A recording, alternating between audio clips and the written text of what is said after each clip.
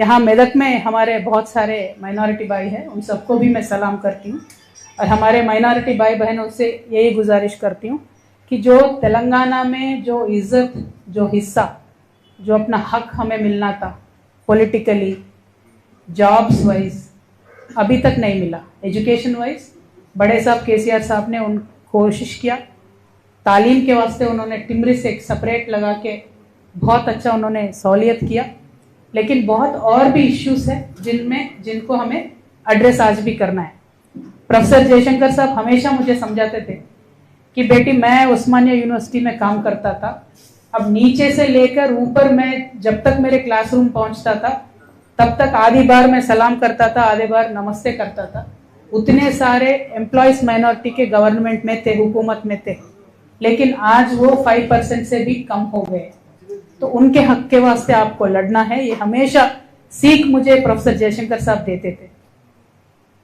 अब उनके बताए हुए रास्तों पे, केसीआर साहब के इंस्पिरेशन से मैं तेलंगाना के अवाम के लिए काम करने के लिए निकली हूँ, लेकिन आज मैं बीआरएस पार्टी में नहीं हूँ। तेलंगाना जागृति एक इंडिपेंडेंट ऑर्गेनाइजेशन है। इंडिपेंडेंटली तेलंगाना की बिटिया आपके सपोर्ट चाहते हुए सारे प्रदेश, सारे डिस्ट्रिक्ट्स में मैं जा रही हूँ। डिस्ट्रिक्ट में जितने भी आप हमारे मसाइल है उनको हुकूमत को बता के एक सोल्यूशन निकालने के लिए मैं मेरा कोशिश कर रही हूँ, और ये कोशिश तभी कामयाब होगा जब मैं आवाम के दरमियान रहूंगी। तो इसीलिए मैं आवाम के दरमियान आई हूँ, आपकी मदद चाहती हूँ। हर एक पहलू में हमें उर्दू को सपोर्ट करना है, माइनॉरिटी क्रिश्चियन को सपोर्ट करना है, माइनॉरिटी मुस्लिम को सपोर्ट करना है, माइनॉरिटी सिख को सपोर्ट करना है। For example minority Urdu working journalist union है, उनको आज तक एक्रेडिशन नहीं मिला है, तो हमारा पूरा मदद है आपको भी एक्रेडिशन रेगुलर जर्नलिस्ट के जैसा मिलना चाहिए। आपको भी यहाँ जो मेदक में जर्नलिस्टों को घर दिए बता रहे उनमें भी आपको हक मिलना चाहिए। అయితే నిజమో కాదో మరి మీ జర్నలిస్టులకు ధైర్యం ఉందో లేదో నాకు తెలియదు, కానీ మీ జర్నలిస్టులకు ల్యాండ్ చేయడానికి కూడా పైసలు తీసుకున్నారని తెలిసింది నాకు। 3 లక్షల రూపాయలు తీసుకొని ప్లాట్లు ఇచ్చినట్టు తెలిసింది। 3-4 అన్న 3ఏనా వాస్తవమేనేది? ఇక చూడు, ఇక నేనేం చెప్పాలన్నా, ఈ ఘోరమైన పరిస్థితి ఉన్నది మెదక్లో। మాకు దూరం నుంచి చూసి మెదక్ అంటే చాలా గ్రేట్ ఉంటుంది, అసలు మేరు పర్వతం అనుకున్నా నేను। మేలిమయ్యుండు పొట్ట విప్పి చూస్తే పురుగులు ఉన్న కథ ఉంది ఈడ చూస్తే। బట్ ఏమైందన్న?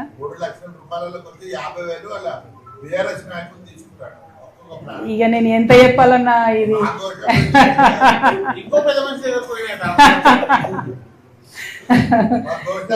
ఏమైందో నాకు తెలియదు, కానీ పట్టాలు కూడా ఆపిర్రు। అయ్యకపోతే ఇక మీరు జర్నలిస్ట్లే అడగకపోతే నేనేం అడగాను మీ తరఫున? మీకు అంతేనా? ఓకే, అయితే మిమ్మల్ని నేను కోరేది ఒకటే, ఈ విషయాలు, ఈ వాస్తవాలు గమనించుకొని ఇప్పటికన్నా ప్రతిపక్షంలో ఉన్న బీఆర్ఎస్ పార్టీ బాగుపడితే మంచిది, లేకపోతే మాలాంటి సంస్థలు ప్రజల పక్షాన మాట్లాడుతూనే ఉంటాయి, మేము ఇట్లనే ప్రశ్నిస్తుంటాం, ప్రతి జిల్లాకు తిరుగుతుంటాం। Thank you.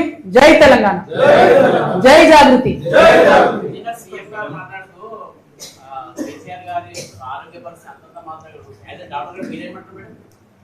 కేసీఆర్ గారు మంచిగా ఉన్నారు, చాలా బాగుంటారు। సీఎం గారికి ఏదో ఆశ, పాపం కేసీఆర్ ఆరోగ్యం బాగాలేదు, తన బయటకు రాకపోతే ఈయనకేదో మళ్ళీ రాజకీయంగా లాభం అయితే అంత సీన్ లేదు। కేసీఆర్ సార్ హట్టా కట్టా ఉన్నారు, మంచిగా ఉన్నారు। సార్ బయటకు వచ్చినప్పుడు సీన్ వేరే రకంగా ఉంటుంది, అది వేరే, అది పక్కకు పెడదాం। ముఖ్యమంత్రి గారు ఆశలేమి చెల్లుబాటు కావు, అది పక్కన పెట్టేద్దాం। కానీ ఎవరైతే ఈ హరీష్ అన్న, కేటీఆర్ అని ఉన్నారో వాళ్ళు సార్ కళ్ళకు గంతలు కట్టి అరాచకాలు చేస్తున్న నాయకులందరినీ కూడా సేఫ్ గార్డ్ చేస్తున్నారు, అది కరెక్ట్ కాదు। మనము కార్యకర్తలను కాపాడుకోవాలి, నాయకులను కాదు। ఆ విషయం వారు గమనించుకుంటే బాగుంటుంది।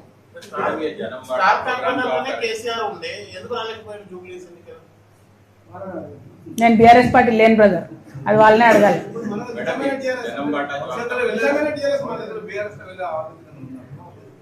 जन्म बांटा जो प्रोग्राम है आपका, ये किसके खिलाफ आपका ये बांटा प्रोग्राम है? मेरे सिर्फ मसाइलों के खिलाफ है, पॉलिटिकली किसी के खिलाफ भी प्रोग्राम नहीं है। मैं क्या कर रही हूँ साहब, हर एक जगह पे जा रही हूँ, जहाँ जहाँ भी प्रॉब्लम है वो प्रॉब्लम को आपके जरिए हाईलाइट करने का कोशिश कर रहे हैं। इसमें मीडिया का सपोर्ट बहुत है, आप मीडिया के जरिए हम प्रॉब्लम हाईलाइट करेंगे। अब सरकार, हुकूमत जितना झुक के काम करेंगे सरकार के लिए अच्छा है, लोगों के लिए अच्छा है। हमारे जैसे ऑर्गेनाइजेशन हमेशा हमेशा अवाम के दरमियान रहने का ही कोशिश करना चाहते हैं।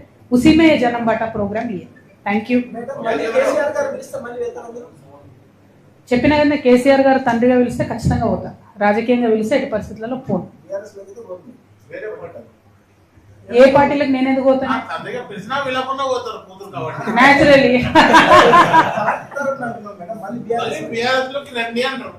నేనేమంటున్నా బ్రదర్ అంటే, అసలు ఫస్ట్ బీఆర్ఎస్ నుంచి వచ్చినటువంటి నాయకురాలు, బీఆర్ఎస్ నుంచి గెంటివేయబడ్డటువంటి నాయకురాలిగా బీఆర్ఎస్ లో ఉన్నటువంటి లోటుపాట్లని చెప్తున్నాం.